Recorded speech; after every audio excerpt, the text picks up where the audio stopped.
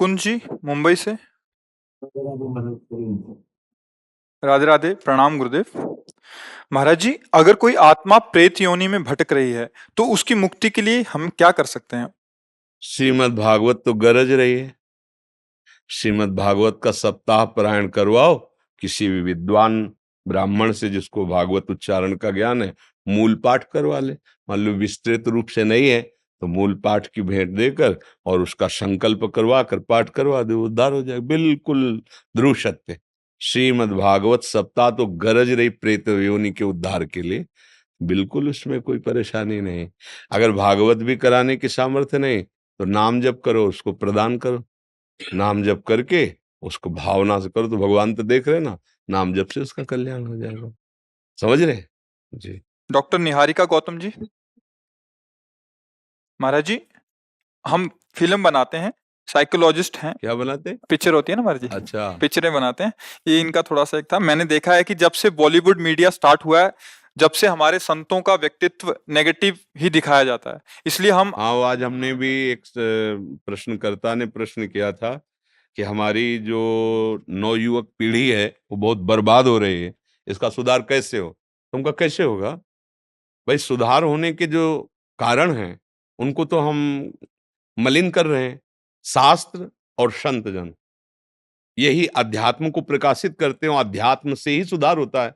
अध्यात्म से ही इंद्रियों को शासन में लेते हैं। अब इन्हीं को फेक साबित कर दोगे। मान लो ऐसा नहीं कि सत्य नहीं है और ऐसा नहीं कि फेक नहीं है, दोनों बात समझना। अगर असली नोट है तभी नकली बनता है, और नकली अगर है तो उसका असली है।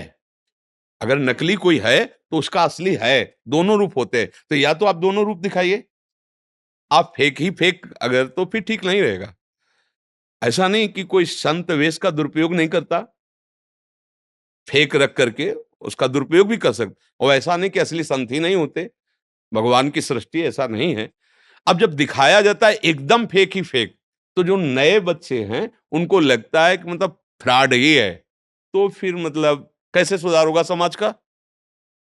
समाज का सुधार करने वाले संतजन, गुरुजन, महात्मा जन अगर आज हमारे भजनानंदी संत अंतर ध्यान हो जाए तो जो लोग आप आचरण कर रहे हो ना, भ्रूण हत्या, गर्भ हत्या, व्यभिचार, शराब पीना, हत्या कर, फिर आप इसका परिणाम देख लो। आज जो भगवान के प्रेमी महात्मा जन एकांत क्षेत्र में बैठे कृष्ण कृष्ण गोविंद गोविंद राधा राधा, उसी का प्रभाव है कि राष्ट्र सुरक्षित है। आप सुख चैन से सांस ले रहे हो। नहीं तो आप फिर देख लेना, जब ऐसा नहीं रह जाएगा तो आप देख लेना। और आज जितना हमारे संत भगवान अंतर्धान होते जा रहे हैं और जितना संतों का स्वरूप गंदा प्रकाशित किया जा रहा है, हम ये नहीं कह रहे कि ऐसा नहीं हो सकता। कोई इस वेश का दुरुपयोग कर सकता है। ऐसा नहीं कि आपको जो पद मिला है आप ठीक है उसका निर्वाह कर रहे हो। कई हैं, एक ऑफिसर है जो अपने लिए प्राण देश के लिए समर्पित कर देता है अपने, और एक है अपने प्राणों के पोषण के लिए देश को बेचने की भी सोचता है। अलग अलग विचार हैं। तो ऐसा अगर आपको लगता है कि हमें दिखाना चाहिए, तो हमें लगता है पक्ष दोनों दिखाने चाहिए। अगर दोनों पक्ष दिखाएंगे तो समाज उसमें चयन करेगा। अगर एक ही पक्ष दिखाएंगे तो नई पीढ़ी है, फिर आप इसको किससे संभलवाएंगे? आप बताइए। टाकीज में बैठ के संभल पाएंगे, या शराब के ठेके में संभल पाएंगे, या जो नाच गाना होता है शराब पी के, क्या कहते हैं, हाँ वही क्लब लब, इसमें संभलेंगे? संभलेंगे तो साधु समाज संभालेगी। अब संतों को तो हम ये नहीं कह रहे कि आपको नहीं दिखाना है, हम पक्का कहते दिखाइए। आप प्रश्नवाचक चिन्ह खड़ा कीजिए। जब तक सोना कसौटी में नहीं कसा जाता तब तक आभूषण लायक नहीं बनता। आप अपनी कसौटी में कसिए, और जो खरे उतरे तो आप उनको प्रकाशित कीजिए कि साधुता इसे कहते हैं, और आप उनको भी दिखाइए कि असाधुता इसे कहते हैं। कोई बात नहीं, आप दोनों में राइट है, आपका अधिकार है, आप दिखा सकते हैं। ये समाज आप पे बनाना चाहते हैं पिक्चर? नहीं, हम तो पिक्चर लायक है, खुद पिक्चर है। तो इसलिए आए कह रहे हैं आपसे नहीं परमिशन लेना कि नहीं आपके नहीं, जीवन हम तो खुद पिक्चर है। ये चित्र कब उड़ जाए कुछ पता नहीं है। किडनी फेलियर आदमी बैठे, हम कुछ नहीं है। ये जो कुछ हो रहा है, ये प्रिया जो जगत मंगल के लिए करा रहे, ना हमारा स्वभाव है और ना हमारी सामर्थ्य। दोनों बात समझ लो। हमने हमारे जीवन में स्वभाव ऐसा नहीं रहा कि कोई हमारी तरफ प्रणाम करने आ रहा है और हम उसकी तरफ प्रिय दृष्टि से देखा हो, कभी नहीं। असंग एक भी मित्र पूरे जीवन में नहीं, 13 वर्ष से बाबा जी हैं, आज तक कोई ऐसा नहीं कैसे हमसे आके हाथ मिला दे कि हम आपके पुराने दोस्त हैं, एक भी नहीं। असंग जीवन, कि कोई भी न जान पावे कि हम कुछ हैं, श्री जी का नाम लेकर के उनके लिए जीवन निर्वाह। एक संत ने पूछा था कि आपकी आंतरिक वृत्ति क्या है? तो हम कहा कुत्ते को जैसे ना एक टुकड़ा डालो और डंडा दिखाओ, तो टुकड़ा डाला तो आ जाएगा, डंडा दिखाओगे चला जाएगा, फिर डालो ऐसे वो फिर आ जाएगा, फिर डंडे से भगा दो फिर आए, मतलब उसे माना अपमान छू नहीं गया है। ऐसे ही जीवन रहे, कभी कोई हमें जान न पाए कि हम संत हैं, महात्मा है, पर भैया जिनके हैं अब वो करवा रहे हैं। जो ये जैसे प्रचार प्रसार है ना, कहीं कोई हमारा उद्देश्य नहीं है, श्री जी करवा रहे हैं। ये देखो, फूल में जब पराग आ जाता है ना, तो भंवरों के लिए निमंत्रण कार्ड नहीं भेजे जाते, अपने आप आ जाते हैं। ऐसे तुमको फिल्म बनानी नहीं पड़ेगी, तुम सब सहयोग करो इस बात का कि हम जो कह रहे हैं वो तुम चलो, तुम ही हमारी फिल्म होगे। आह, समझ रहे ना? तुम जितने सब हो, ये हमारा जीवन के प्रमाण बनोगे। आज शरीर रहे या ना रहे, तुम प्रमाण रहोगे। हमारी जीवनी कागज में नहीं लिखी जाएगी, हमारी जीवनी तुम्हारे हृदय में लिखी जाएगी कि ये जीवन देखो, हमारे गुरुजी ने जीवन दिया है, ये हमारी जीवनी होगी। कि तुम्हें पढ़ना नहीं पड़ेगा, देखना होगा। देखो समाज को देखो, राधा राधा राधा राधा राधा, ये हमारी जीवनी होगी, ये हमारा फिल्म होगा। हमारे फिल्म के किरदार आप सब हो। यदि आप आचरण पवित्र रखोगे, नाम जप करोगे, भगवत मार्ग में चलोगे, तो हमारी फिल्म प्रकाशित हो गई, बन गई। उसको चार लोग देखेंगे, भूल जाएंगे, लेकिन तुम्हारा आचरण तुम्हारे परिवार का उद्धार करेगा, तुम्हारे गांव का उद्धार करेगा। क्योंकि भाग तो हमें लगता है फिल्म बनाने से अच्छा है तुम अपने आचरणों को पावन करो और हमारी आज्ञा पे चलो, ये सबसे बड़ी बात होगी। क्यों सखी? जैसे आपकी इच्छा सर। नीरज मुदगिल जी, प्रियंका मुदगिल जी। महाराज जी, मैं भारतीय वायुसेना में कार्यरत हूँ। महाराज जी, मेरा एक प्रश्न है। गरीब और असहाय लोगों की मदद करते समय कुछ लोग ये कहते हैं कि वे अपने कर्मों का फल भोग रहे हैं और हम उनकी मदद करके प्रभु के विधान में विघ्न डाल रहे हैं। क्या है महाराज जी, सत्य बात है? मूर्खता है, मूर्खता है। प्रभु ने तुम्हें अवसर दिया है, सेवा करके अपना जीवन सुधार लो। आपके पास जो सामग्री है, जो बल है, जो सुख सामग्री है, उसको सार्थक कर लो। ऐसा नहीं कि कोई पानी में गिर के डूब रहा है तो तुम कह दो कि हाँ डूबने दो, नहीं तो भगवान के विधान में बाधा पड़ेगी। कूद पड़ो अपने प्राणों को न्यौछावर करके उसके बचाने के लिए। अगर ये विधान जैसा आप बोले, ऐसे विधान में तो घोर अपराध बन जाएगा। ऐसे माता पिता आगे पड़े पड़े रहने दो, क्योंकि फिर भगवान के विधान में हम बाधा क्यों पहुंचे? ये घोर मूर्खता, घोर मूर्खता है। यही तो मतलब बिना शास्त्र स्वाध्याय के, बिना भजन के बुद्धि थोड़ी पवित्र होती है। ऐसा नहीं है। हम प्राणपन से दूसरे को सुख पहुंचाने की चेष्टा करें, असफल रहे, फिर प्रारब्ध को बोल सकते हैं कि हमने तो पूरा प्रयास किया किसको बचा ले, हम नहीं बच पाया तो इसके प्रारब्ध में था, भगवान का विधान था। पर जो हमारा प्रयत्न हुआ वो हमारे मंगल के लिए निश्चित हो गया है। वो हमारे हमको बचा लेगा, वो हमारा मंगल कर देगा। ये बिल्कुल मूर्खता की बात है, बिल्कुल मूर्खता कि इसमें 1% भी विचारणीय विषय नहीं, पूरी मूर्खता की बात है। फिर तुम्हारे ऊपर कौन कृपा करेगा? तुम्हारे ऊपर फिर तुम भी तो अपने कर्मों का भोग भोगोगे। फिर न प्रभु देखेगा और न कोई विधान देखेगा। फिर ये बहुत मूर्खता की बात है। ऐसा नहीं, मन वचन कर्म से परहित सरिस धर्म नहीं भाई, पर पीड़ा सम नहीं अगमाई। दूसरे को हित करने के बराबर कोई बड़ा धर्म नहीं है। कोई भूखा है, कोई प्यासा है, कोई बीमार है, ऐसी परिस्थिति है। यही ऐसी परिस्थिति वाले हैं जो है ना, जैसे एक्सीडेंट हुआ, कोई रोड में तड़प रहा है, और तुम्हारा जब अगली बार होगा तो तुम भी तड़पोगे, कोई पानी देने वाला नहीं मिलेगा, क्योंकि तुम ऐसे विचार वाले हो। ऐसा नहीं, गाड़ी रोकिए, हो सके तुरंत उनको गोद में उठाइए, अस्पताल ले जाइए, पैसा लगाइए। वो भगवान देख रहा है, वो जब हिसाब देगा ना तो आप वास्तविक धनी हो जाओगे, वास्तविक आनंद। ये नहीं देखना कि मैं इस पर पैसा क्यों लगाऊं। जैसे मेरा भाई हो, अगर वो दशा जो प्राप्त है सामने वाले कि मेरा भाई होता, मेरा बेटा होता, मेरे बहनोई होते, मेरा रिश्तेदार होता, तो हम क्या करते? कूद पड़ते। ऐसे ही कूद पड़ना चाहिए। जो होगा वो बाद में देखेंगे, पहले गोद में लेके इसको दुख निवारण के लिए हम, वो पुलिस हमें करेगी क्या, ये हमें कुछ नहीं सोचना। हम बिल्कुल धर्म में ये विचार नहीं होता। ये स्वार्थ बुद्धि वालों का उपदेश है, इसलिए ऐसे विचारों का त्याग कर देना चाहिए, सुनना ही नहीं चाहिए। मूढ़ लोग हैं, जैसे किसी को भूत चढ़ जाए ना, कुछ भी बोलता है, ऐसे ही भूत चढ़ा हुआ वचन है। जी। योगेश यादव जी, मेरठ से। श्री राधा। गुरुदेव, आपके चरणों में कोटि कोटि प्रणाम। गुरुजी, मैं खेती का काम करता हूँ, मेरे कारण मुझसे बहुत से कीड़े मर जाते हैं और कुछ ऐसी दवाइयां भी लगानी पड़ती हैं जिससे उन्हें मारना भी पड़ता है। मुझे बहुत दुख होता है। सब बोलते हैं अगर दवाइयां नहीं लगाएंगे तो फसल अच्छी कैसे होगी हाँ, महाराज ठीक जी। बात है। पर जो अतिथि सेवा और साधु सेवा और अन्य जीवों की सेवा बनती है ना, उससे उसके सारे दोष नष्ट हो जाते हैं। जैसे आपके घर में कोई साधु आ गया, कोई अतिथि आ गया, आप उसको भोजन पवाते हैं। इसके बाद फसल में बहुत से पशु पक्षी दाना चुगते हैं।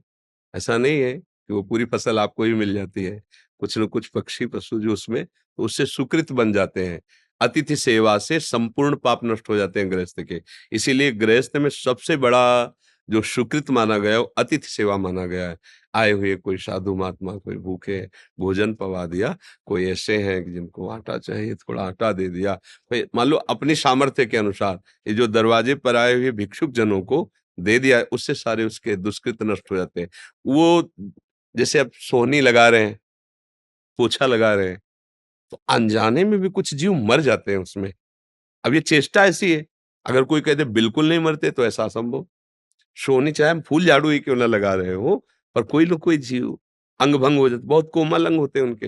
अच्छा पोछा लगा रहे हैं, तो जरा सी असावधानी में 10-5 चींटी तो मर ही जाएंगी पूरे पोछा लगाने में।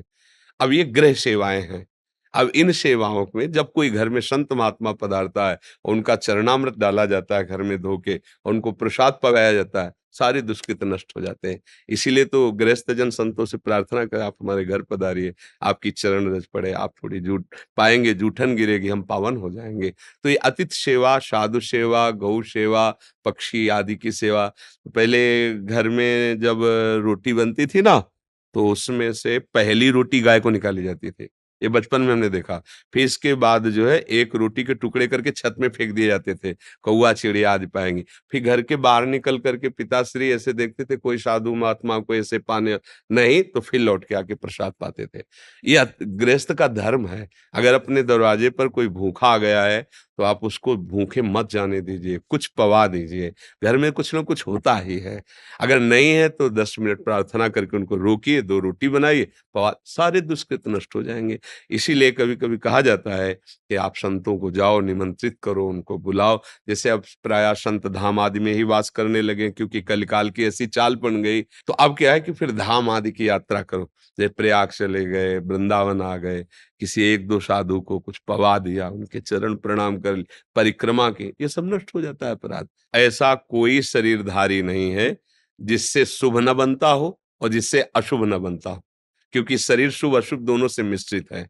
जब हम शरीराभिमान छोड़कर और प्रभु का आश्रय लेकर भजन करते हैं, तो शुभ अशुभ दोनों का नाश हो जाता है। शरण निरापक पद रमित सकल अशुभ शुभ नंस, देत सहज निश्चल भगत सुजय जय श्री हरिवंश। गुरुदेव के प्रताप से, आचार्य के प्रताप से जब हृदय में भक्ति होती है, तो पुण्य और पाप दोनों का नाश हो जाता है और भगवत प्राप्ति कर लेता है। इसलिए कहीं भी रहो, किसान हो, व्यापार हो, कोई भी कार्य कर रहे हो, नाम जप करो और दूसरों का सुख चाहो। अगर सुखी होना चाहते हो तो गूढ़ बात है, दूसरों को दुखी करके कोई सुखी नहीं हो सकता। दूसरों को सुख देने की भावना रखो और कुछ ऐसे कर्तव्य कर्म होते ही हैं। अब जैसे पैदल आप चल रहे हैं, तो आप क्या समझते हैं कोई जीव हत्या नहीं होती? किससे नहीं होती? आकाश में थोड़ी चलोगे। आप श्वास ले रहे हो, क्या जीव हत्या नहीं हो रही? आपको पता नहीं कितने ऐसे जीवाणु हैं जो अंदर जा रहे हैं। तो ये कुछ प्रक्रियाएं ऐसी हैं जिनमें होता ही है। अब उसके लिए उपाय है, भगवान नाम जप करो। अपनी जानकारी से किसी जीव को हम कष्ट नहीं दे रहे, पर अपने अन्न की रक्षा नहीं करेंगे तो अतिथि सेवा नहीं होगी, परिवार का पोषण नहीं होगा, जीवन नहीं चलेगा। एक किसान खेत पालता, सैकड़ों लोगों के पेट भरते हैं, भले वो अर्थ से खरीदे, अगर वो पैदा ही नहीं करेगा तो तुम्हारा अर्थ थोड़ी खा लोगे। वो उस मेहनत उसकी काम करती है। भले मान लो लाखों रुपया है तो लाखों रुपया खा लोगे क्या? खाओगे तो गेहूं ही। पर उस किसान से पूछो जो मेहनत करके 5-6 महीने में फसल तैयार किया है, तो उससे कितने लोगों का मंगल हो रहा है। इसलिए किसान को पाप नहीं लगता। अतिथि सेवा, साधु सेवा, जगत मंगल के लिए हो। हमारे यहाँ तो भारत में बड़ा जोर का नारा लगाया है, जय जवान जय किसान। ले हाँ, तो आप किसान है तो ये न सोचे कि आपकी भक्ति कमजोर है। नहीं, ये हम बोल तभी पा रहे जब रोटी पा रहे हैं, और रोटी तभी पा रहे जब आप वहां गेहूं पैदा कर रहे हैं। अगर आप गेहूं पैदा बंद कर दे तो रोटी कहाँ से मिलेगी? ये बात सर। वीना जी हिसार से। जय श्री राधे। महाराज जी आपके चरणों में कोटि कोटि प्रणाम। महाराज जी, मुझे एक परेशानी है 20 साल से जिसकी दवाएं चल रही हैं। मुझे यूं लगता है कोई झाड़ू या शौच फर्श होकर मुझे छू ले, मेरे से भिड़ जाए तो मुझे अशुद्धता लगती है। कोई भी व्यक्ति अगर अशुद्ध होता है मुझे, या मेरे किसी सामान को छू लेता है तो मुझे टेंशन हो जाती है कि ये शुद्ध हो गई। बहुत एक चिंता खाई जाती है महाराज जी। सारा सामान धोती हूँ, फिर पूरा कपड़े धोती हूँ। आपके प्रवचन से बहुत बल मिला मेरा इस बात का भी। अगर आपको ऐसा लगता है कि हमारी बात से आपको बल मिला है, तो आज से आप निश्चिंत हो जाओ, और भगवान का नाम उच्चारण करने से जैसी पवित्रता होती है, वैसे किसी स्नान से पवित्रता नहीं होती। ध्यान रखना। श्लोक है, अपवित्रः पवित्रो वा सर्वावस्थांगतो विवह यह स्मरेत पुंडरीकाक्षम सवाहे अभ्यंतरः शुचि। वेद का, शास्त्रों का श्लोक है कि जब हम बोलते हैं राधा कृष्ण, तो हम बाहर और भीतर दोनों जगह से पवित्र हो गए। कपड़े ज्यादा ये सब, ये बुद्धि है, बहुत फंसाती है माया में। अच्छा, रेशमी कपड़े में अंदर में प्लास्टिक की थैली में मल भर के दें तो आपको बोध क्या होगा कि आप बहुत बढ़िया पवित्र हो? लगेगा नहीं, है तो मलाई इसमें, तो इस पे घृणा क्यों नहीं होती? ये भी तो मलाई भरा है, यहाँ क्या भरा है? अभी ज्ञान नहीं हुआ है। हाँ, थोड़ी दिनचर्या में पवित्रता का इसलिए हम अनुष्ठान करते हैं कि हमारा मन प्रभु में लग जाए, पर दूसरों में घृणा पैदा हो, ऐसी पवित्रता किस बात की? पवित्रता का फल तो ये होगा कि सब में हम अपने प्रभु को देखने लगे। पर ये कौन सी पवित्रता है जिसमें हम दूसरे से कपड़ा छू जाए?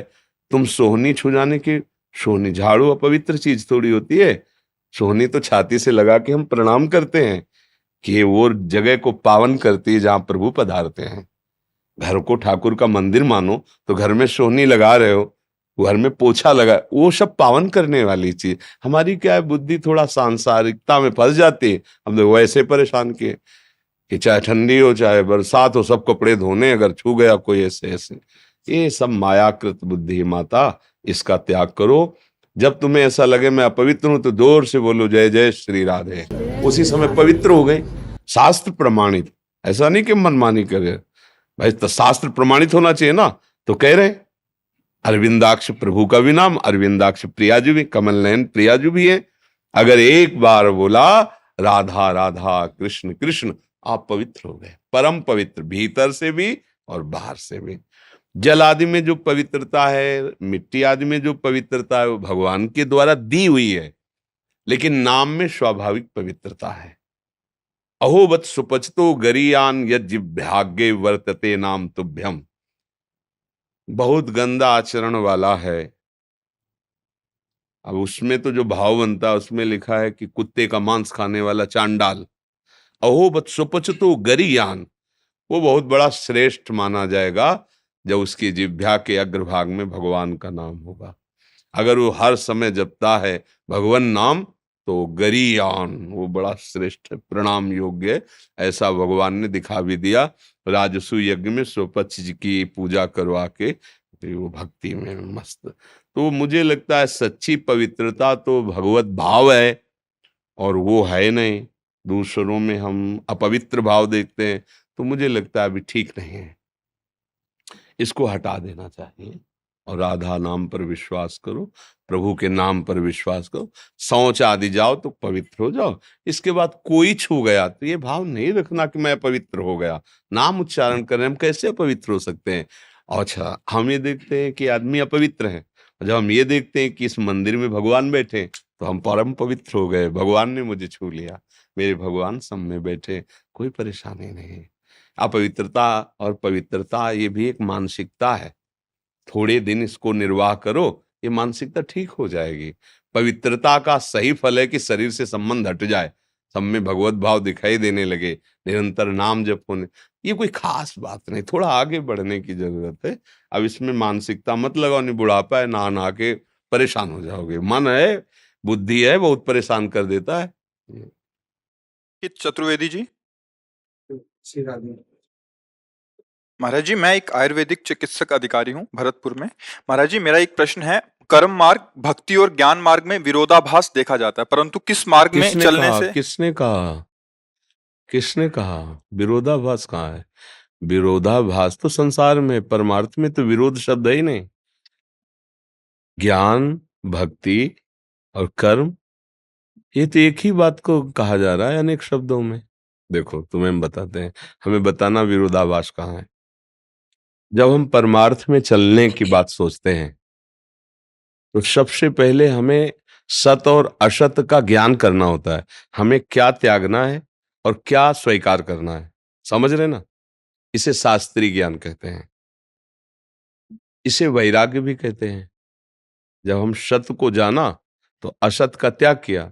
अब जिस सत को जाना, अब उस सत से हमें प्यार करना है, तन्मय होना है, उसमें स्थित होना है, उसी को भक्ति कहते हैं, उसी की उपासना करते हैं।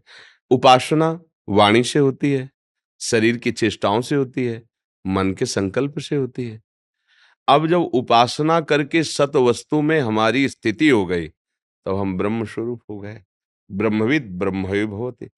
भक्त स्वरूप में माया, ब्रह्म ये सब भूल गया, एक रहे हो नंदलाल। एक ही रहा, उधर ब्रह्म रहा, इधर ठाकुर जी के स्वरूप में हमने स्वीकार किया, तो माया नहीं, ब्रह्म नहीं, नहीं जीव नहीं काल, अपनी सुधि नारे एक रहे हो नंदलाल।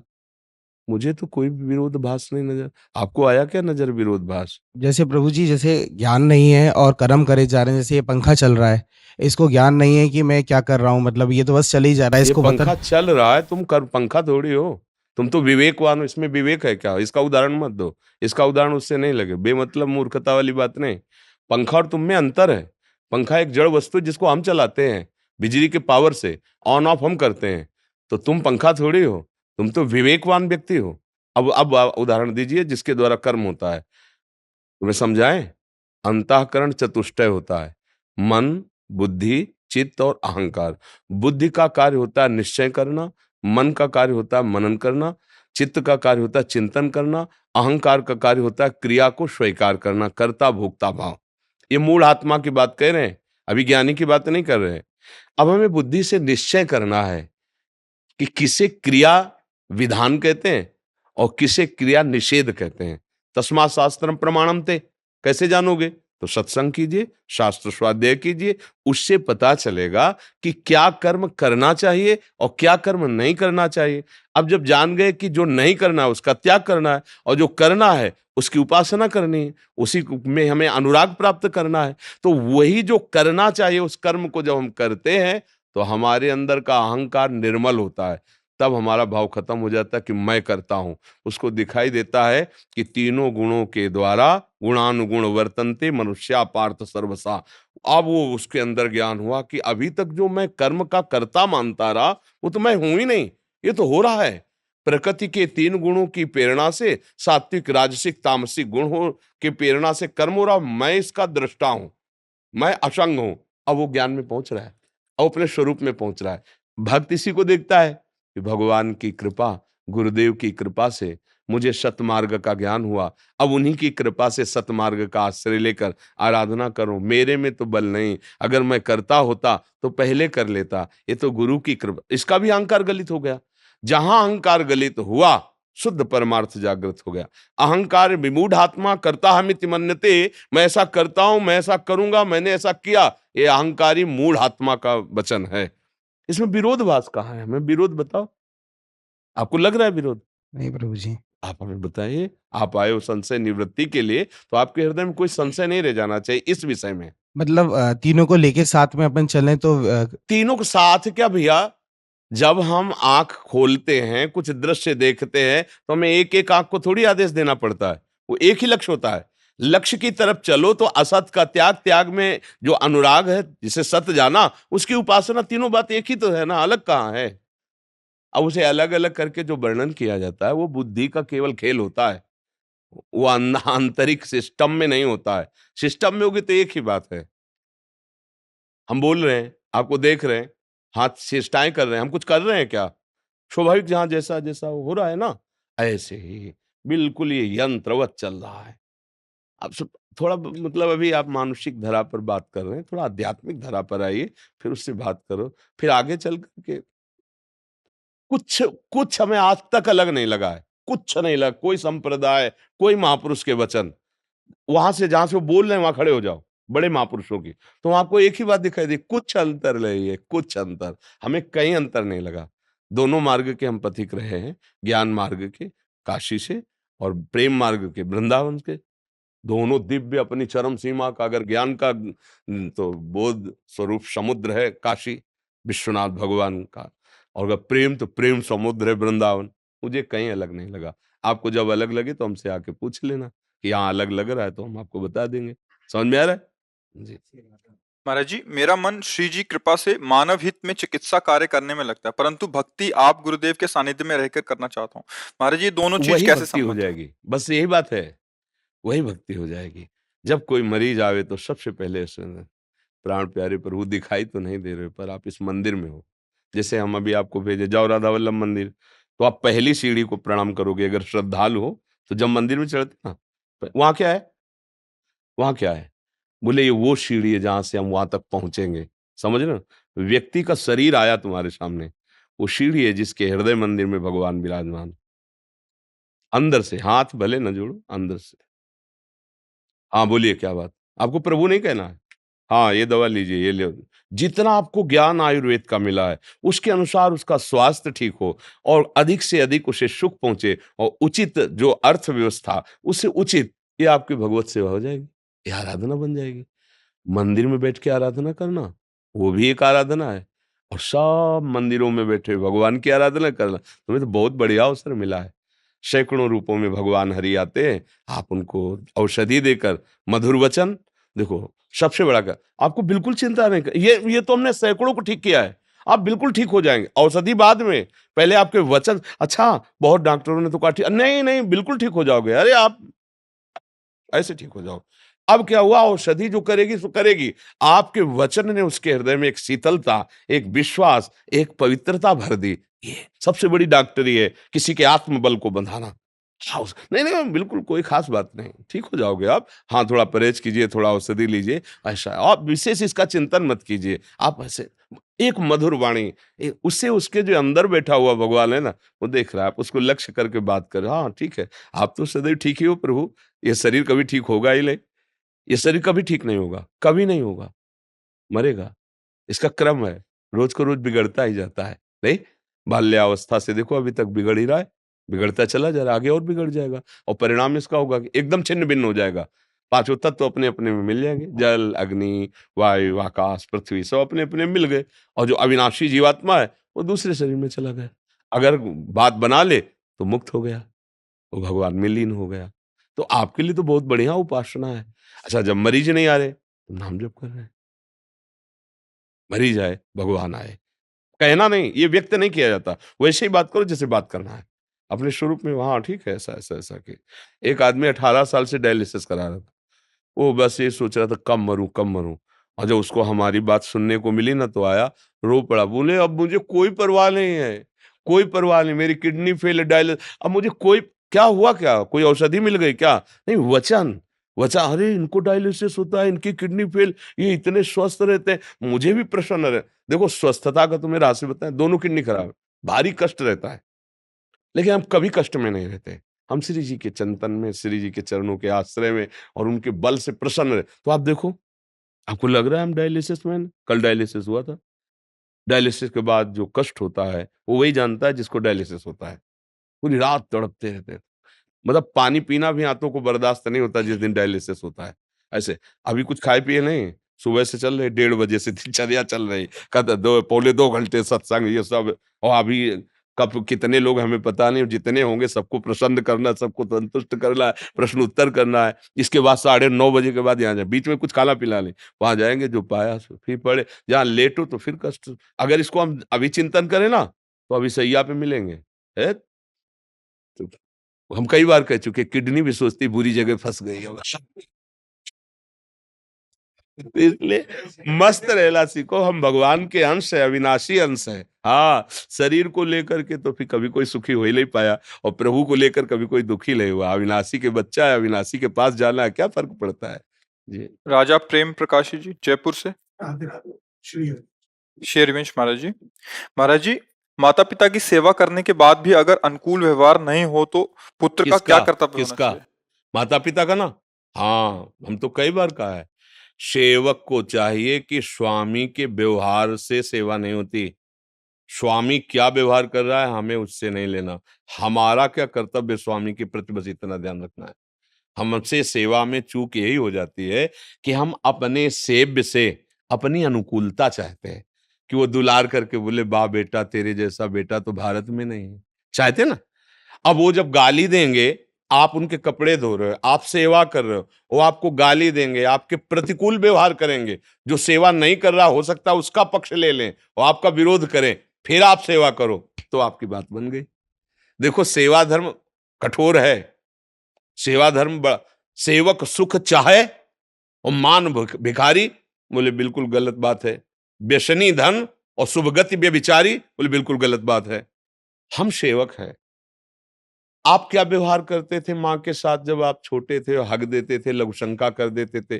कभी माँ ने शिकायत की क्या आप जवान अब हुए कि तुमने बच्चा बहुत सताया बचपन में? हम नए कपड़े पहनकर कहीं जाना चाहते तुम लघुशंका कर देते थे, शौच कर देते, कभी नहीं कहा। आज अब अवसर आपका है, आप भी कुछ मत कहो। वो कैसी भी परिस्थिति में आपके सामने हो, गाली दें, अपमान करें, कुछ भी कहें, हाथ जोड़ करके अंदर से भगवान से मनाओ कि मुझे सामर्थ्य दो कि मैं सेवा निर्दोष कर पाऊँ। नहीं तो हम सुबह से शाम तक तुम्हारी सेवा करें, छोटे वाले को सब देने के लिए तैयार हो और हमको देख लो तुम। ये हम ऐसा नहीं, बहुत सावधान होकर भगवत भाव से करो, इसीलिए सेवा थोड़ा कठिन होती है। सेव्य अनुकूल रहे, फिर सेवा हो, बढ़िया है। लेकिन सेव्य प्रतिकूल हो, फिर सेवा हो, तो जगत पर विजय प्राप्त कर लोगे। ये बात ध्यान रखना है। इसीलिए सेवक सुख चाहे, निषेध किया गया। तभी उन्होंने पूछा सेवा में क्या दोष हो सकता है? स्वसुख वांछा। हमारी वांछा है ना, 4 लोग पड़ोसी व्यवहार करें ठीक। जब आप उनकी सेवा करके निकलेंगे और उनके पास कोई बैठेगा तो आपकी निंदा करेंगे। ऐसा नाटक कर रहा है सेवा का। ऐसे शब्द बोलेंगे कि आपको लगे कभी इनके पास नहीं जाऊँगा। नहीं, नहीं, नहीं, समय से सेवा, उनके कपड़े धोना है, उनको व्यवस्था करनी जो, समय चुपचाप श्री विग्रह ठाकुर जी का आप सेवा करते हैं, वो कुछ कहते तो हैं नहीं ना, कुछ नहीं कहते ना, आप सेवा करते हो, ठीक है। लेकिन गुरुजी, अब इनकी सेवा करके दिखाओ। बात समझ रहे हैं? इसीलिए ठाकुर जी की सेवा से भी बढ़कर गुरु जी की सेवा कही गई। सेवा करोगे इसके बाद अगर जरा भी अभिमान दिखाई देगा सेवा का, तो डांट लगा के तुम्हारे अपमान करके तुम्हारी वो वृत्ति हटा देंगे अहंकार। यार मतलब पूरा जीवन दे दिया इनको, दूसरे आते फट से माला पहना देते, रात दिन इनकी सेवा में लगे, एक बार प्रेम से भी नहीं देखते। चलो यार मतलब कुछ नहीं। अहंकार जो है, जानते हो जिससे जितना प्यार किया जाता है वो बाहरी व्यवहार नहीं किया जाता है। जैसे मान लो ये लोग हैं, हमने कभी माला नहीं पहना है, कभी नहीं से ये ले क्यों? जैसे हम अपने को अपने हाथ से माला पहनाएँगे, अपने लिए थोड़ी, ये अपने हो गए, ये हमारी आत्मा है, ये हमारे प्राण है। अब जैसे आप आए हो, आपकी आकांक्षा है, अब हम माला देंगे तो आपको लगे महाराज जी हमें बहुत प्यार करते हैं। किस लिए दिया? जैसे लोग कहते हैं विशेष को क्यों देते हो? क्योंकि विशेष हजारों को सँभाल रहा है। तुम अपनी केवल वासना की पूर्ति कर रहे हो और वो हजारों को संभालने के पद में, और वो अगर धार्मिक हो गया तो हजारों को बचा लेंगे हम। हमें जरूरत है तुम्हारी अनुकूलता की। क्या अनुकूलता? तो हमारे धर्म को समझो। हमारे धर्म से जब चलोगे तो हमारे असहाय जो जन हैं उनका तुम सहयोग करोगे, तुम्हें हम सम्मान देंगे कि हमारी बात समझ जाओ, तो तुम्हारा मंगल हो जाएगा और हमारा देश सुखी हो जाएगा।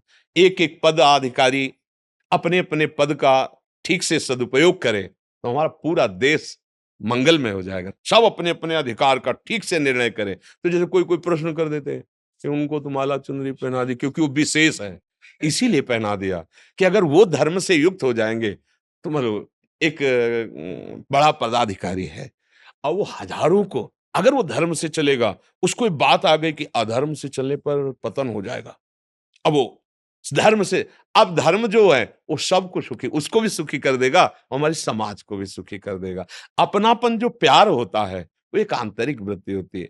माता पिता जब कटु वचन बोलते हैं सेवा के बाद और उन्हीं को आप तुरंत किसी से सूचना भेजो कि वो अभी जा रहे थे ना, उनका एक्सीडेंट, फिर उनकी हालत देख लो आप। फिर उनकी उसी समय जो तुम्हें गाली दे रहे थे, जो तुम्हें अपमान, उसी समय उनके अंदर कितना प्यार है आपके प्रति, वो एकदम एकदम आप देखोगे कि अरे हम तो जान ही नहीं पा रहे थे इतना प्यार कर रहे हैं। बहुत समल सेवा भाव में भगवान बुद्धि ऐसी कर देते हैं सामने से कि लगता है कि सेवा क्या, इनके नजदीक भी मत जाओ, व्यवहार उनसे ऐसा करवा देंगे। इसलिए बहुत सावधान हो और यही आपके मंगल का विधान हो जाएगा। कर्नल संजय कुमार सिंह जी, राधे राधे महाराज जी, आपके चरणों में कोटि कोटि प्रणाम। महाराज जी, ब्रह्मांड की उत्पत्ति में और मनुष्य के जन्म और वापस ईश्वर में विलय का उद्देश्य क्या है? खेल, सहज शब्द में खेल, शास्त्रीय शब्द में इच्छा, एकोहम बहुश्यामा। उस परमात्मा के हृदय में उपनिषद कहते हैं एकोहम बहुश्यामा, मैं बहुत हो जाऊं, क्योंकि खेल अकेले नहीं होता। एकाकी न रमते, एक में रमण नहीं होता, दूसरा कोई है नहीं। तो आप अपने आप से अपने आप को बहुत रूपों में विस्तार करके और दो प्रकार के खेल खेल रहे हैं। एक है त्रिगुणात्मिका माया का खेल, सतोगुणी, रजोगुणी, तमोगुणी खेल, और एक है त्रिगुणातीत खेल जो भगवत भक्तों के नेत्रगोचर होता है, जिसे दिव्य लीला कहते हैं। अब इस खेल में सबसे बड़ा जादू ये हुआ, इस खेल में पहुंचते ही अपने स्वरूप का विस्मरण हो गया, अपने स्वरूप का विस्मरण हो गया, क्योंकि भगवान की इच्छा ही माया है। और इसका ऐसा प्रभाव पड़ा, क्योंकि खेल खेलना है, अब विपक्ष का खेल खेलना है, और मुझे पता है मैं और मैं एक ही है, अब खेल नहीं होगा। तो उस इच्छा के प्रभाव से विस्मरण हो गया। अब विस्मरण होते ही वो इस देह में आसक्त हो गया, जो हमें देह मिली, चाहे सुअर की मिली, कुत्ता की मिली, जो भी योनि मिली।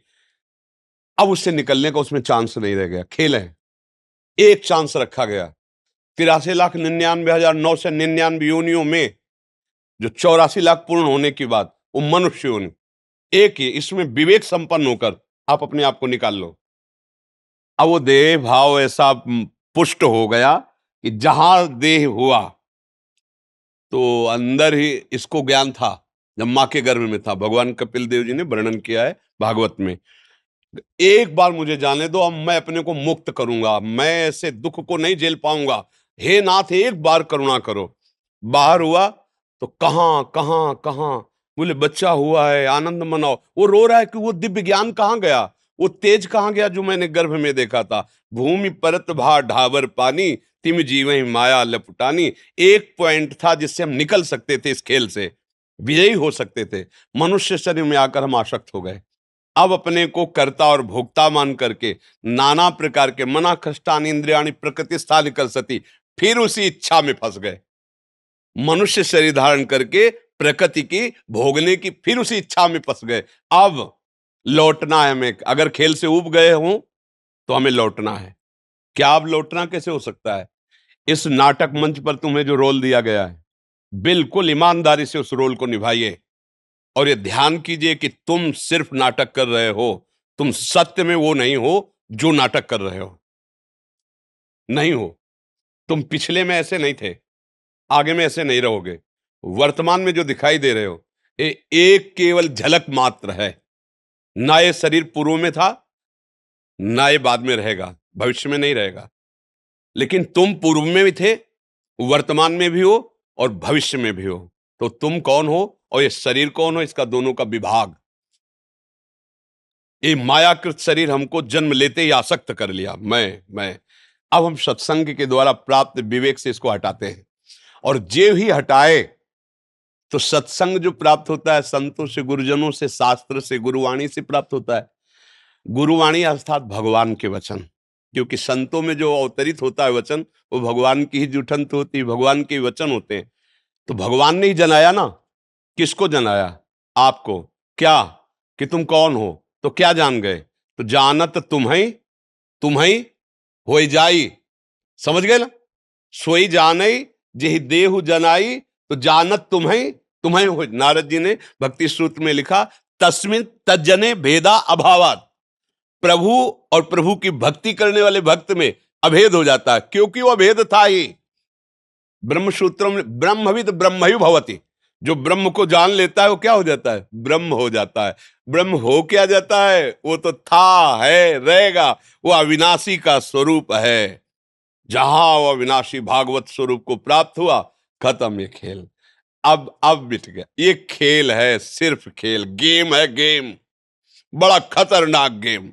एक ही पॉइंट है, निकल सकते हो, केवल मनुष्य शरीर, वो उसमें भी राग रहित होकर के, क्योंकि द्वेष की सत्ता नहीं, राग से ही होता है। जिससे हमारी प्रियता होती है उसी से नफरत हो सकती है, जिससे प्रियता नहीं उससे नफरत हो ही नहीं सकती। अनुकूलता में प्रियता है और प्रतिकूलता में हमारी नफरत प्रकट हो जाती है। तो अनुकूलता को राग कहते, प्रतिकूलता को द्वेष कहते। इन्हीं दोनों के भावों से पूरे संसार का चिंतन निरंतर चलता रहता है। हृदय में देख लो, कोई विषय, कोई व्यक्ति, कोई स्थान, कोई बात जो अनुकूल है उसका चिंतन और शांत भाव करने के लिए इन दोनों का त्याग करना होगा। जहां दोनों का त्याग किया और अपने स्वरूप में आया तो उसे कहते जीवन मुक्त हो गया। जीवन मुक्त क्या हो गया? जो पकड़े था वो छूट गया, खत्म खेल। अब वो अपने स्वरूप में आ गया। एक उपनिषद का महावाक्य है, चारों उपनिषद के 4 महावाक्यों का, तत् त्वम असि, तत् त्वम असि, तुम वही हो, उपनिषद का महावाक्य। अब जब ये अनुभव हो गया तुम वही, तो खेल खत्म हो गया ना। एक शीशा के महल में आप खड़े हो तो आप जिधर देखोगे आप ही आप नजर आओगे ना। यह है ज्ञान। और भक्ति क्या करता है? अपने को भुला देता है, प्रभु की स्मृति में मगन हो, तो जिधर देखता है उसे प्रभु नजर आते हैं। दोनों का काम एक ही होता है। ज्ञान क्या करता है? तू को भुला देता है, मैं में स्थित हो जाता है, अहम ब्रह्मास्मि।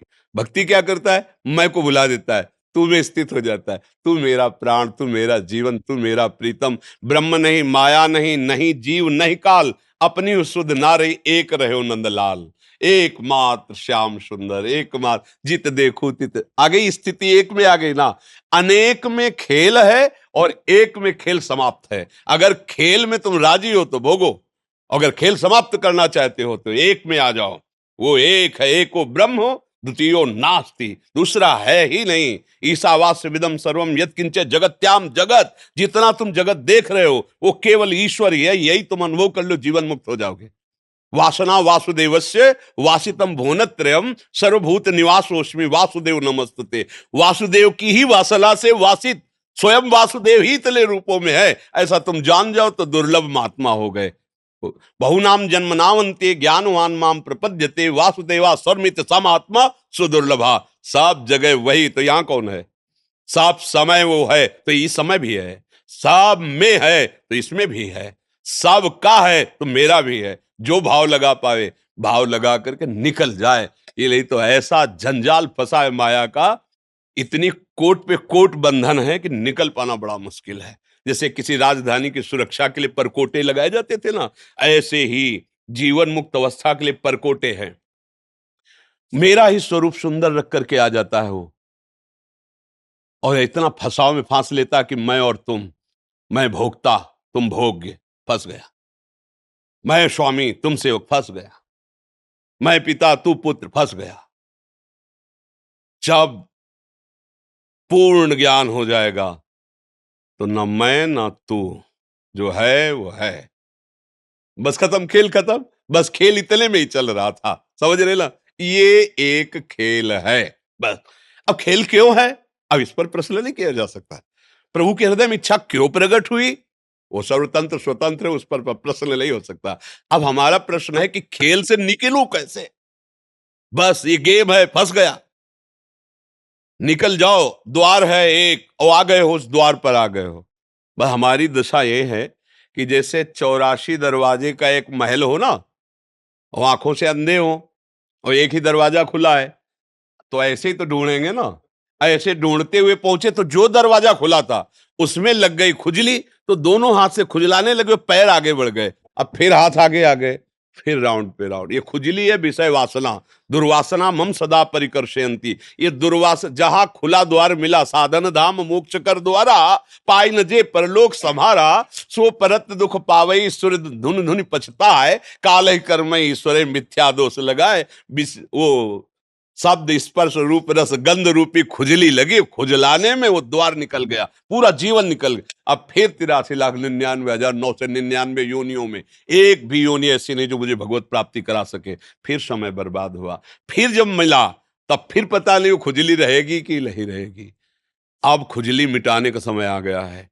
अगर संत संग मिले, शास्त्र स्वाध्याय मिले, नाम जपने में रुचि लगे तो जान ले मेरा अंतिम जन्म है, क्योंकि भगवान ने अगर कृपा न की होती, जैसे हनुमान जी महाराज को देखकर विभीषण जी कह रहे अब मोहि भाव भरोस हनुमंता, बिनु हरि कृपा मिले नहीं संता। प्रभु ने कृपा की तभी हमें संत संग मिला। तो जो आपका प्रश्न है वो संत संग किए हो ये प्रमाण देता है। तो अब इसको उज्जवल बना लो, प्रकाशित कर लो अपने आप को। बिल्कुल जो अधिकार मिला है, जो पद मिला है, जो सेवा मिली, उसे पूजा मान लो और वो भगवान को समर्पित करते हुए हमारी देशभक्ति, जनभक्ति, एक कुत्ते की पूजा से भगवान मिल जाएंगे। नामदेव जी ले कुत्ते में भगवान की भावना करके घी चुपड़ी रोटी के लिए, तो वही विट्ठल भगवान। तो आप तो देश के लिए प्राण न्यौछावर किए हुए हैं। ये कोई साधारण भक्ति नहीं है। अपने प्राणों का, परिवार का, प्रियता और मोह छोड़ करके हमारे राष्ट्र के लिए, हमारे राष्ट्र के जन जन की सुरक्षा के लिए आप हैं। इसलिए आपकी भक्ति कमजोर नहीं है। बस नाम जब करते उसे भगवत समर्पित कर दे, यही आपकी भगवत प्राप्ति का हेतु हो जाएगा। यही जैसे बहुत सुंदर आपको स्वांग मिला और कर दिए तो डायरेक्टर आपकी पीठ ठोकेगा और आपके मनोचित। तो हमारे जो डॉक्टर जगन नाटक वैभवा गोपाल शास्त्र नाम में भगवान का, ये उन्हीं का है। वो पीठ ठोक देंगे, आओ अब तुम्हें हम जीवन मुक्त करते हैं और अपने समीप रख लेंगे।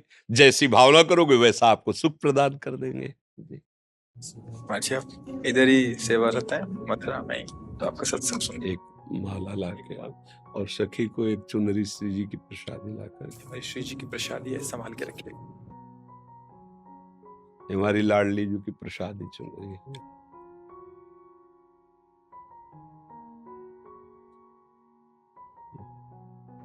सौभाग्य है महाराज जी की आपको दर्शन बहुत धन्य हो गया जीवन में। नीलेश जी महाराष्ट्र से। महाराज जी आपके चरणों में कोटि कोटि प्रणाम। गुरुदेव, आज की युवा पीढ़ी अध्यात्म के बजाय पश्चिमी सभ्यता संस्कृति को बढ़ावा दे रही है। हमें क्या करना होगा कि वो भारतीय संस्कृति सनातन धर्म के प्रति जो हम गौरव महसूस देखते हैं, जो हम सुनते हैं, जो हम बोलते हैं, उसी का चिंतन होता है। जो हम चिंतन करते हैं उसी का संकल्प बनता है। जो संकल्प बनता है वैसी क्रियाएं होती हैं। हमारा देखना, सुनना, बोलना सुधरना चाहिए। अगर देखना, सुनना, बोलना नहीं सुधरा तो हमारा चिंतन जो होगा वो गलत होगा, और गलत चिंतन में हमारा आहार और विहार दोनों गलत हो जाएगा। आहार मांस, मदिरा, अंडा, ये सब खाना पीना, अभक्ष्य पदार्थ। विहार परिस्त्री गमन करना, गंदे आचरण करना। ये कैसे हुआ? पहले देखा, सुना, बोला, चिंतन किया, संकल्प बना, क्रिया हुई। मूल से सुधार हो जाए। हम गंदी बातें देखें ना, गंदी बातें सुने ना, गंदी बातें बोले ना, तो हमारा चिंतन शास्त्र सम्मत होने लगे तो संकल्प अच्छी क्रियाओं का बनेगा।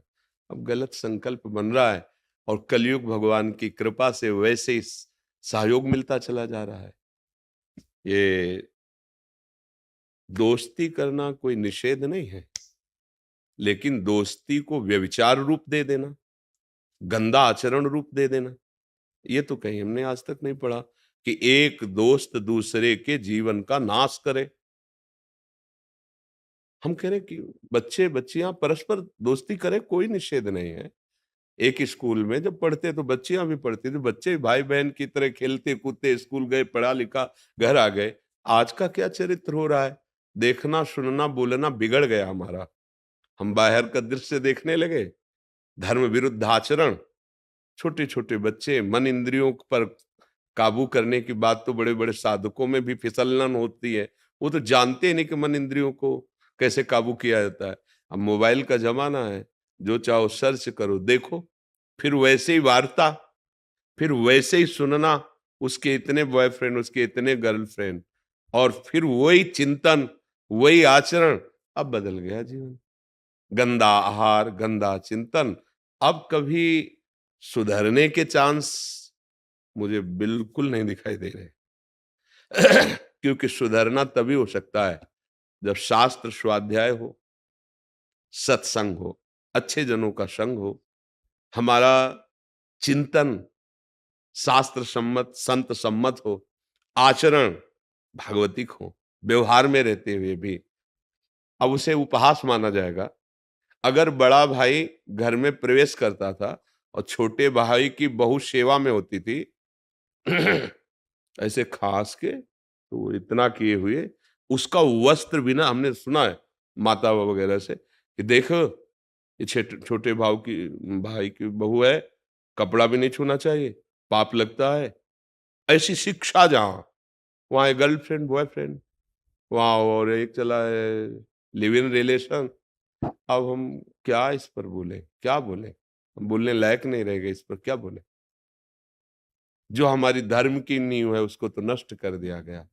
वर्ण संकरता बढ़ेगी, व्यभिचार बढ़ेगा, इंद्रियों का इस तरह से मनोरंजन। अब ब्याह होगा तो धैर्यवान हो पाएगा ना पुरुष ना स्त्री, तो व्यभिचार प्रवृत्ति, पूरा परिवार नष्ट हो गया। उनको लगता है कि हमारा परिवार सज जाएगा, हम वो प्रेम विवाह कर लेंगे, हम ये कर लेंगे, वो कुछ नहीं, परिणाम देखना, कुछ नहीं, परिणाम देखना।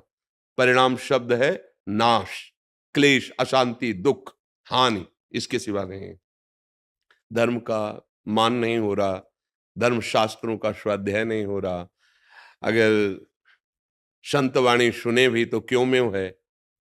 अरे बच्चा जैसे टीचर की बात मान करके ही सवाल हल करना सीख जाता है, ऐसे वचनम करिष्ये तो में, आप जो बोल रहे हो मैं मानता हूं, और सिद्धांत के अनुसार शास्त्र सम्मत बात हम अगर स्वीकार करके चले तो वस्तु का अनुभव हो जाएगा। ये परमात्मा ज्ञान, ये परमात्मा वस्तु ऐसी थोड़ी है कि बर्फी है 100 ग्राम खरीदा, तुम्हें खवा दिया, तुम्हें अनुभव में आ गया। तो ये आचरण विहीनता, जो दृश्य हम देख रहे हैं, जो हम सुन रहे हैं, जो हम बोल रहे हैं, वही हमारा चिंतन बन रहा है। वही तो आज क्या देखा जा रहा है, क्या सुना जा रहा है, क्या बोला जा रहा है। ऐसे ही विपक्ष में भी मान लो जो स्त्री शरीर में, वो भी सब भाव को देख रहे हैं, वो भी वैसी मानसिकता, क्योंकि मन बुद्धि तो रचना सबकी, शरीरों का निर्माण अलग अलग भले है, लेकिन है तो तत्व वही ना। तो वैसे ही आसुरी प्रवृत्ति बढ़ती चली जा रही। तो भाई इस पर तो तभी सुधार हो सकता है। काफी ऐसे नवयुवक भाई हैं जो सुधरना चाह रहे हैं और सुधर रहे हैं। अगर वो संत वाणी सुने, शास्त्रों का स्वाध्याय करें, थोड़ा संयम नियम से चले, तो सुधार हो सकता है, अन्यथा नहीं हो सकता, नहीं हो पाएगा। अब आज शराब तो एक ऐसे घर घर चल पड़ी है। हमारे समय में गांव में अगर कोई एक शराब पीता था तो 50 लोग उसकी निंदा है, अरे शराब पीता है। अब घर घर में पिता पुत्र गिलास लड़ा के पी रहे, तो रोके कौन? अच्छा, शराब का मतलब है बुद्धि को मलिन कर देना, बुद्धि का मलिन हो जाना। सब कोई जानता है, ऐसा नहीं कि ना जानता हो। आप ठीक से ड्राइविंग नहीं कर सकते, आप घर में ठीक से व्यवहार नहीं कर सकते, आप ठीक निर्णय नहीं कर सकते, आपकी बुद्धि ऐसी हो जाती है। हमने तो मार्ग में देखा है, कई बार उदाहरण होता है कि एक नाली थी परिक्रमा मार्ग, तो वो बार बार ऐसे सोच रहा था, तो खड़े होकर लगा कि मतलब कोई जीव जंतु रहे क्या, सांप वगैरह। तो फिर वो देखा, बार बार टांग ऐसे उठाता, छोटी सी नाली, और उसे लांघने की कोशिश करता, नहीं उसी में गिर गया। तब पता चला शराब पी है, इसलिए ऐसी हालत है। तो क्या वो आपको सुख पहुंचाएगी? इसके बाद जो हमारा निर्णय बुद्धि का मलिन निर्णय होता है, ये बड़े बड़े हिंसा, बड़े बड़े व्यभिचार, ये सब ये तभी रुक सकते हैं जब धर्म से चला जाए। और आज धर्म का नाश करने वाली बातें हैं, धर्म पे चलने वाली बातें नहीं। नहीं, अगर हम अपना संभलें तो हम दूसरे को क्या संभाल सकते हैं? तो ये संभलना तभी हो सकता है जब हमें पता चले गलती को गलती माने तब। हम गलती को गलती नहीं मान रहे ना, गलती को मनोरंजन मान रहे हैं। आज के बच्चे कहते हैं हम स्वतंत्र हैं, बच्चे बच्चियां, हम जो चाहेंगे करेंगे, तो मम्मी पापा हो बस ठीक है, इतना ठीक है, अब हम अपनी जिंदगी देख लेंगे। और फिर जब जिंदगी ऐसे गर्त में फंसती है जहां फोन से भी नहीं कह सकते, ऐसे गर्त में फंसती है कि बस उनको भी एक ही रास्ता, विनाश, दूसरा कोई रास्ता नहीं रहता। इसलिए बहुत प्रार्थना है, मतलब आप नवयुवक हैं, ऐसी हमारी समाज सुरक्षा के लिए प्रश्न करते हैं, धन्यवाद है। पर हम खुद अब सुधरें और 4 जनों को सुधारने की भावना रखें। जब तक स्वयं नहीं सुधरा जाएगा तब तक बात नहीं। बकाया इस जगह हम दुखी हो जाते हैं क्योंकि हमारी बात कितनी सुनोगे तुम, लेकिन मोबाइल जेब में है, उसकी बात तुम ज्यादा सुनोगे। और उसमें जो कुछ सर्च करो अभी देख लो, एक क्षण में देख लो। सोचो, जिन दृश्यों के देखने से वो राक्षसी भाव बढ़ जाता है, उन्हीं को बच्चे ज्यादा पसंद करेंगे। संत या भगवंत की चर्चा ये थोड़ी ज्यादा पसंद करे, ये तो वो सात्विक बुद्धि वाला पसंद करेगा। अब उनको सुनाओ हाँ, अगर उनको बताओ कि भाई ये सत्संग आप सुनो जब आपके विकार आवे, तो वो सत्संग में वो विकार बढ़ाने वाली बात देखेंगे, तो वो तन्मयता होती, फिर जो हम सुनते हैं ना वही हमें करने की इच्छा होती है। तो फिर भ्रष्ट आचरण अब कैसे करें जब तक भगवान नाम नहीं, भगवद आश्रय नहीं, अच्छा भोजन नहीं, कैसे हो सकता है? हमारा समाज धन को प्रधान रख करके भ्रष्ट होता चला जा रहा है, भोगों को प्रधान रख करके भ्रष्ट होता चला है। जहां धन की प्रधान बुद्धि रखी जाएगी, भोगों की प्रधान बुद्धि रखी है, वहां राक्षसी बुद्धि आ जाती है, और राक्षसी बुद्धि कुछ भी करवा सकती है। आप देख रहे हो ना, उसी को कहा जाए कि तू अपने बच्चे को पिला ये दूध जो बना के बाजार में बेचने जा रहा है, वो नहीं पिलाएगा, क्योंकि जानता है मैंने ऐसा ऐसा इसमें केमिकल मिलाया है। फिर दूसरों के बच्चों की हालत क्या होगी? उसी को खवाओ घी जो बना रहा है, वो नहीं खा वो नहीं खाता, वो तो केवल बेचता है पैसे के लिए। ये सब बड़ा विचित्र है। भगवान कृपा करे, सबकी बुद्धि शुद्ध हो, नाम जप करे, तभी समझ में आएगा। महाराज जी, आप अम्मी मिश्रा जी आपका नाम है, तो कह रहे थे कुछ राधा नाम और कुछ एक दो पंक्तियां महाराज जी के अगर सेवा में हो जाए। सुना दीजिए, बैठ कर सुना दीजिए।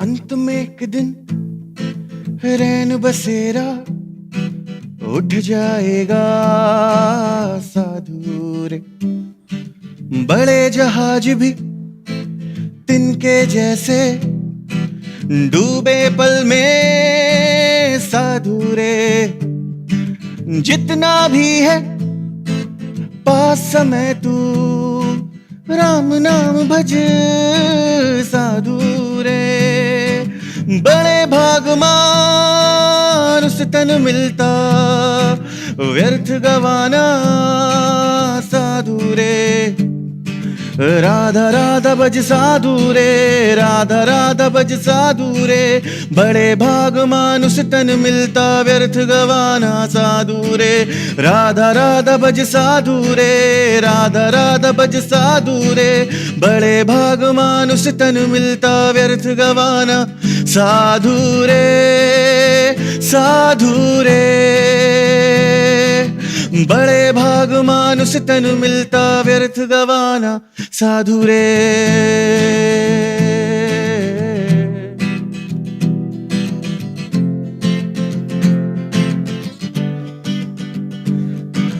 मुख में अग्नि चरण में पानी इतना मिलेगा साधु रे, मुख में अग्नि चरण में पानी इतना मिलेगा साधु रे, मुक्ति मिली तो ठीक है वरना फिर आएगा साधु रे, मुक्ति मिली तो ठीक है वरना फिर आएगा साधु रे, मुख में अग्नि चरण में पानी इतना मिलेगा साधु रे, मुक्ति मिली तो ठीक है वरना फिर आएगा साधु रे, भरी तिजोरी शोर मचाए, मन में 100 रोग बिठाए, बैरागी मन तान के सोए, लोभी के घर नींद ना आए, लिखा हुआ ना मिट पाएगा और ना समय पीछे जाएगा, जिएगा जो इस पल में जीवन वही अंत में मुस्काएगा,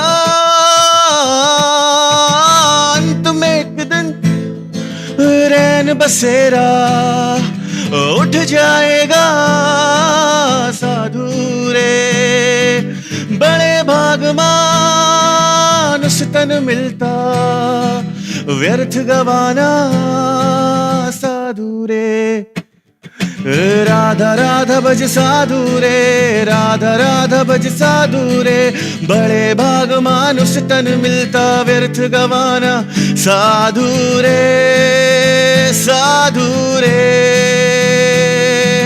बड़े भागमान उस तन मिलता व्यर्थ गवाना साधु रे। हाँ, एक मिनट राधा राधा जैसे विराग से बने, केवल राधा राधा राधा। श्री राधा राधा राधा, श्री राधा राधा, श्री राधा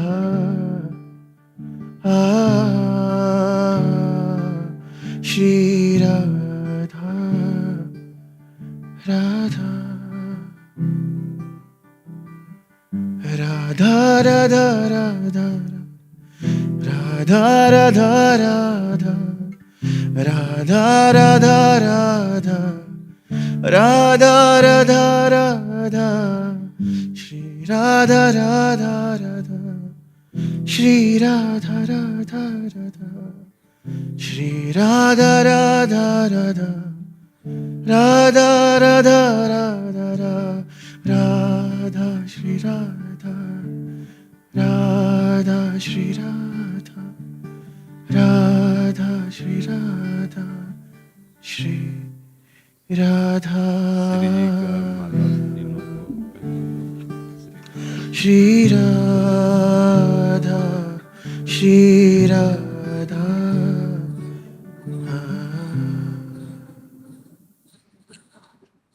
परम पावन श्री वृंदावन धाम में जितनी बार राधा नाम लिया अमोघ है। हाँ, कोई व्यसन मत करना, कोई गंदे आचरण मत करना, प्रभु के आश्रित रहो। जो आपको जैसे संगीत सेवा है, ये भी भजन है। देखो आज इसी के बल से आप सामने बैठ करके राधा राधा गए ना। तानसेन जब अकबर के सामने गान करते ना, तो अकबर वाह, और कहते तुम्हारे जैसा विश्व में कोई आलाप लेने वाला और स्वरों का ज्ञाता नहीं। तो कहा कि नहीं सरकार, नहीं ऐसा मत कहिए। अभी आपने सुना नहीं, हमारे गुरुदेव श्री स्वामी हरिदास जी हैं, उनके मैं तुच्छ सेवक हूं। तो उनका बुलाओ सभा में, बोले नहीं। वो आप बादशाह मुल्क के हैं, लेकिन अनंत मुल्कों के बादशाह के वो सामने गाते हैं, बिहारी जी महाराज के सामने। बोले और बोले हम सुनने के इच्छुक हैं। बोले बादशाह के रूप में नहीं, आप साधारण वेश में चले और छुप के सुने, फिर आप। तो स्वामी जी महाराज बिहारी जी को जब भाव से गान, ऐसा लगता अमृत की वर्षा हो रही, प्रेमामृत वर्ष। तो उसको रहा नहीं गया। अकबर ने कहा वाह वाह वाह, ऐसा अद्भुत आनंद। स्वामी जी एकदम तानसेन से इशारे से पूछा कि वाह वाह तो बिहारी जी बोलते हैं, आज इधर से कौन आवाज आई? तो उनका क्षमा हो, अकबर सम्राट आए हैं, सामने आए चरणों। तो उनका जो आज पद गाया हमारी वाणी में न लिखा जाए, क्योंकि हम केवल बिहारी जी को सुनाते हैं। संगीत भगवान की प्रसन्नता के। नारद जी बीणा लिए रहते, कोई करताल, कोई मंजीर, कोई मृदंग, कोई ढप। आपको जैसे भगवान की प्रसन्नता ही मनुष्य जीवन का परम लाभ। गंदा आचरण, गंदे नशा, ऐसा कहीं भी आप गा रहे हैं, अगर लौकिक गीत भी गा रहे हैं, तो आप उसमें भावना कीजिए कि मेरे भगवान सब रूपों में बैठे सुन रहे हैं।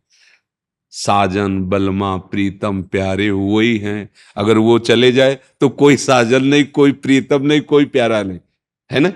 वो अंदर से अंतर ध्यान हो जाए तो उस शरीर को नष्ट कर दिया जाता है। तो लौकिक शब्द भले बोले जाए, लेकिन अपने को समझना वही है। अगर उस वो ना हो तो सब शून्य है, सब व्यर्थ है। अच्छे आचरण करो, नाम जप करो, और संगीत को साधना समझो। एकांत में बैठकर अभ्यासरत रहो, चाहे जितना इसका ज्ञान हो जाए। अभ्यास फिसला तो गया, रोज अभ्यास। हमने जब काशी में थे तो देखते थे कि पंखे की ध्वनि और उनके गले की ध्वनि, तो पंखा कोई वाद्य यंत्र थोड़ी, लेकिन चला दिए और उसमें बहुत बड़े वो मतलब गायक हमें वो युगल किशोर जी ले गए थे। वो दिन भर अभ्यास करते रहते, और जब सभा में पहुंचते तो उनकी आवाज, उनका संगीत। तो ये अभ्यास ही होता है। विद्या, कोई भी ज्ञान, कोई भी संगीत, ये आपकी साधना है। जैसे साधु अपने संयम नियम से रहता है, ऐसे आपको भी रहना है। अगर ब्याह हो जाए तो एक पत्नी व्रत, या है तो एक पत्नी व्रत, शराब नहीं, मांस नहीं, ये प्रमाद स्थिति नहीं। 4 दिन की जिंदगी आपने गाया आपने गाया। तिजोरी का माल तिजोरी में रखा रहता है, नींद नहीं आती। और अगर राग रही थे तो चद्दर तान के सोता है, मस्त रहता है। वही जीवन जो गाया ना, वही जीवन में आ जाए ना, तो आप ऐसे ही साधु हो, इसी कपड़े में साधु हो। कोई नशा तो नहीं करते, करना भी नहीं, क्योंकि जहां मान सम्मान मिलता है ना, गान बजा, तो रजोगुण छा जाता है, फिर लोग पार्टी हो सब। ये नहीं, अगर बचोगे तो इतना ही नहीं है, और आगे है। वो बड़ा कृपाल है, वो कहाँ खड़ा कर सकता है जहां से सब नमस्कार करें। ऐसा प्रभु को साथ लेके चलोगे तो जीवन मंगलमय हो जाएगा। सत्य को साथ लेके चलोगे तो आनंदित हो जाओगे।